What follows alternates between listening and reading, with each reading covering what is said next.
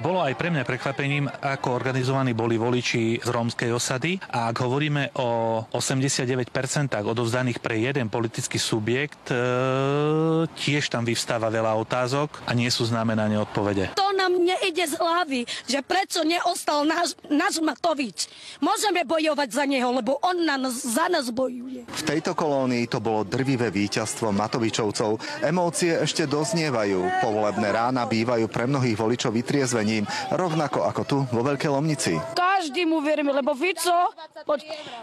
Fico nám povedal, že budeme mať po chleba. Starostovi sa to ale stále nepozdáva. No, podľa mňa boli motivovaní niečím, podľa mňa prehnane motivovaní, ale hlavne boli organizovaní. Nám nejde o tie 500 eur. My chceme, že aby bolo dobre. Kým táto pani šéfa Oľano velebila, ďalší sa nás pýtali, že ako to bude s tou odmenou za účasť vo voľbách, o ktorej kade-tade počuli. Tá spokojná som, že dostanem toľko peňazí. Viete, neviem ani čítať, ani písať.